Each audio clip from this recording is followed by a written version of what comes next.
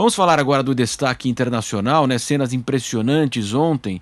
O Talibã anunciou hoje uma anistia geral, abre aspas, né, em todo o Afeganistão, e pediu às mulheres que se juntem ao seu governo em uma tentativa de convencer aí a população e também a própria comunidade internacional, evidentemente, de que o grupo mudou. Mas a sensação, claro, lá no país é de ceticismo, né? Os extremistas disseram que todos devem retomar a sua vida cotidiana com total confiança e pediram inclusive aos funcionários públicos que voltem a trabalhar normalmente.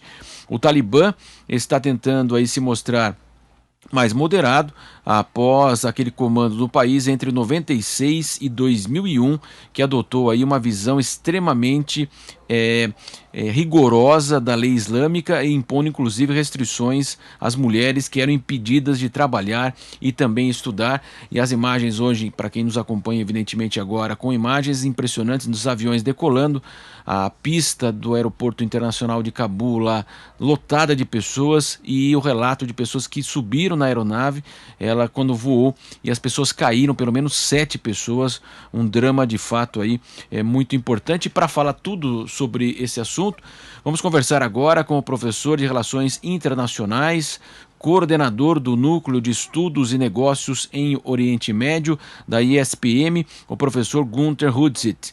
Professor, como é que o senhor avalia esse momento aí da tomada de Cabul e é possível acreditar nessa promessa aí de uma nova vida agora lá no Afeganistão? Muito boa tarde ao senhor. Boa tarde, Marcelo. Boa tarde a todos que nos assistem. Não podemos dizer que não é uma mudança, né? Você tem aí um pronunciamento que é bastante diferente do que foi a atuação do Talibã quando estava no poder, como você bem colocou. Isso se deve a toda uma pressão internacional, uma pressão do Talibã funcionar como efetivamente um ator político, por exemplo, negociando há mais de ano com o governo americano em Doha, portanto, a pressão de vários governos muçulmanos da região para que isso ocorresse e o Talibã fosse tratado e agisse como um ator político. Só que nesse momento você tem ainda uma falta de controle central daquele comando do Talibã que está chegando ainda em Cabul e as lideranças locais. Tanto que vem aí de informações de matanças, suspensão de vacinação, várias notícias que são contraditórias, porque não há um controle central ainda. Então, esse pronunciamento dá uma certa esperança, mas é meio São Tomé, né? Para quê? Sem dúvida, né, professor? Até pelo histórico e pela reação das pessoas que nós tivemos ontem, evidentemente que o grupo não deixa a saudade de ninguém lá no país. Cenas impressionantes, né? O aeroporto lotado, as pessoas queriam impedir, na verdade, queriam subir no avião de qualquer forma, né? Para sair do país. Então, isso demonstra os anos que eles estiveram no poder aí, a forma como isso foi feita e a grande preocupação, como o senhor disse, local agora é responder a quem ali e o que pode acontecer, né? Marcelo, vamos também com partes, porque isso é efetivamente Cabul. Cabul, uma grande cidade, capital, com uma influência estrangeira, ainda mais depois da ocupação americana, essa influência ocidental muito grande. Mas, por exemplo, em várias regiões, o Talibã conseguiu tomar o poder sem disparar um tiro. Ou seja, foram recebidos de braços abertos. Porque o governo que caiu, extremamente corrupto. Então, com um desmando muito grande e que não conseguia colocar também uma ordem, você tinha aí mortes bastante frequentes e que em algumas regiões os líderes tribais receberam bem o Talibã com saudades do tempo de estabilidade, principalmente de segurança da época do Talibã. Então, há regiões do Afeganistão em que o Talibã tem uma imagem muito boa, não nas grandes capitais, né, não nas grandes, principalmente nas grandes cidades, mas há diferenças locais e regionais no Afeganistão.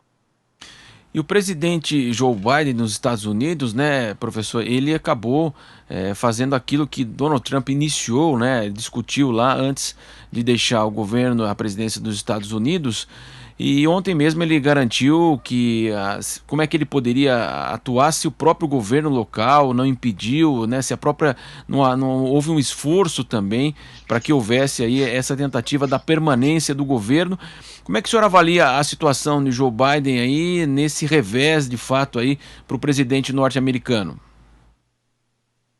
Bom, primeiro de tudo, ele tem razão nesse ponto que os americanos treinaram durante praticamente 20 anos as forças de segurança do Afeganistão e na hora em que eles precisaram atuar como forças de segurança, não atuaram.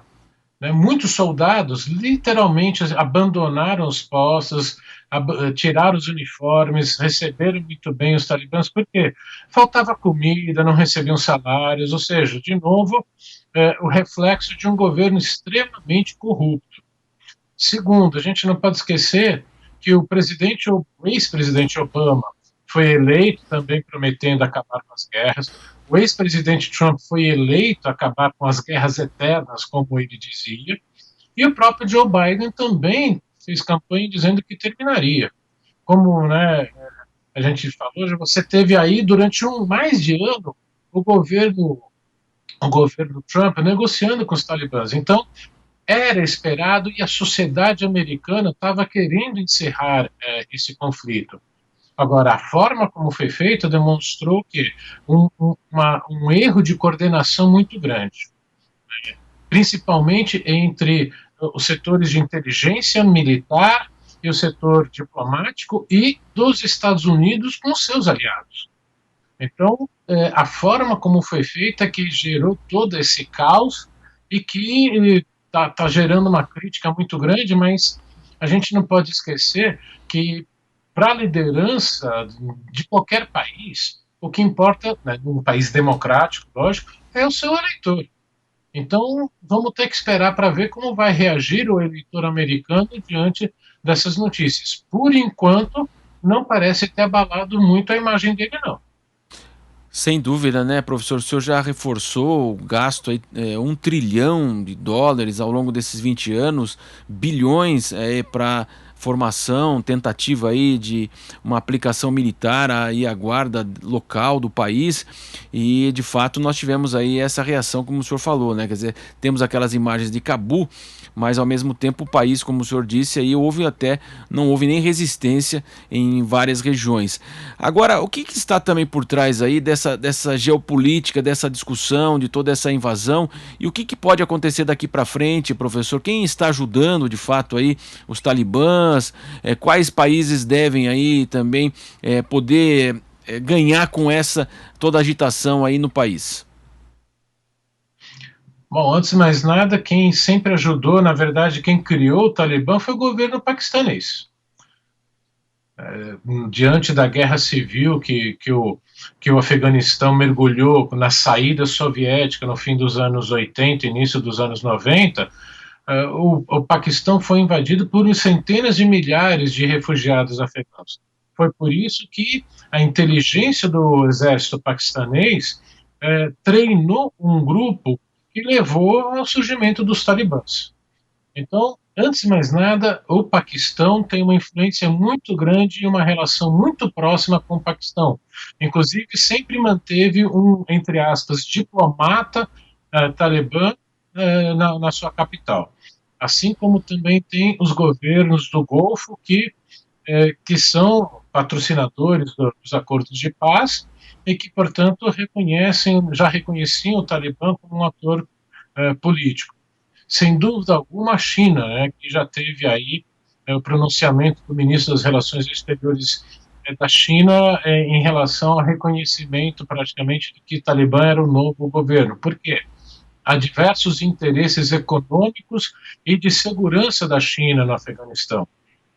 há um grupo separatista uigure na província de Xinjiang, na China, no oeste da China, que faz fronteira com o Afeganistão, e que a China tenta combater e que, portanto, vai precisar da ajuda dos talibãs para combater esse grupo. Há um interesse russo também de voltar a ter influência no país. Então, é uma lógica básica da política, seja em política interna quanto política externa. Não existe vácuo de poder. Se um ator deixa de influenciar numa região, num setor, outros vão ocupar. E é isso que vai ter agora entre China, Rússia, Paquistão, quem vai conseguir ser a maior influência junto a esse novo governo. E agora, né, professor, é aguardar a postura de fato aí do grupo, né, como que vai a população, vai ser, como é que o país vai seguir daqui para frente, porque claro que se nós tivermos aí violência, cenas que chamem a atenção de todo mundo, poderia haver uma reação internacional, ou o senhor avalia que após 20 anos os Estados Unidos não querem nem saber mais de reação internacional e vão deixar que o país ali ele se autorregule de fato aí daqui para frente? Bom, primeiro, os americanos retiraram as tropas agora. Não tem plano nenhum de voltar com tropas para lá. No máximo, talvez, algum ataque aéreo com drones, principalmente, mas tropas no chão não vai ter. Então, dependeria do quê? Outros governos estão dispostos a assumir esse fardo de tentar estabelecer uma ordem no país? Acho meio difícil. Então, resta o quê? Pressões econômicas, políticas por parte dos outros governos. Então, eu espero que eu seja surpreendido positivamente, que essa pressão surta efeito e que efetivamente esse discurso inicial moderado se estenda para o restante, né, desse governo que agora não tem jeito, é o governo de fato do Afeganistão. Para a gente poder entender, professor, o senhor já falou a respeito aí de questões econômicas que permeiam aí o país. O país ele vive basicamente do que haveria uma possibilidade de um retorno, aí, uma possível normalidade. Como é que o senhor avalia? Bom, um dos grandes produtos, né, que infelizmente o Afeganistão e em parte também do Paquistão e Índia exportam é a papoula, que leva a heroína, né, essa droga aí que é tão poderosa e até né, compete mercado com a cocaína. Então, a região dos Himalaias, principalmente do Afeganistão, é propícia para esse plantio. Então, o Talibã, com todo esse movimento, né, de resistência, de guerrilha, expandiu esse mercado, esse plantio. Então, como é que ele vai continuar em relação a isso? Porque vai radicalmente contra os princípios, né, do Islã. Se vai continuar ou não, nós vamos ter que esperar para ver.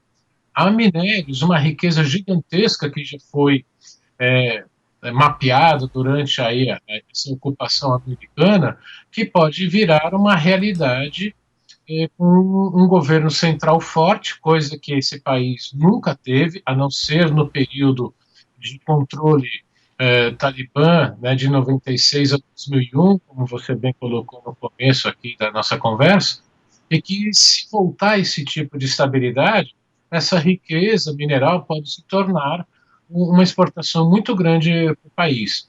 E, por fim, há um interesse chinês e também russo do transporte de gás e petróleo de outros países ali da Ásia Central para o grande mercado chinês. E que, portanto, agora o Afeganistão estabelecido, esse transporte de gás e petróleo dessa Ásia Central pode se tornar também aí uma fonte de riqueza.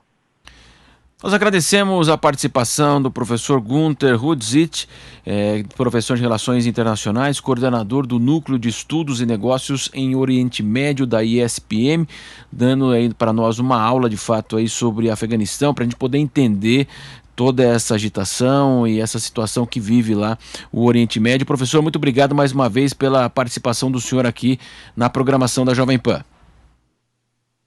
Eu que agradeço o convite. Boa tarde a todos.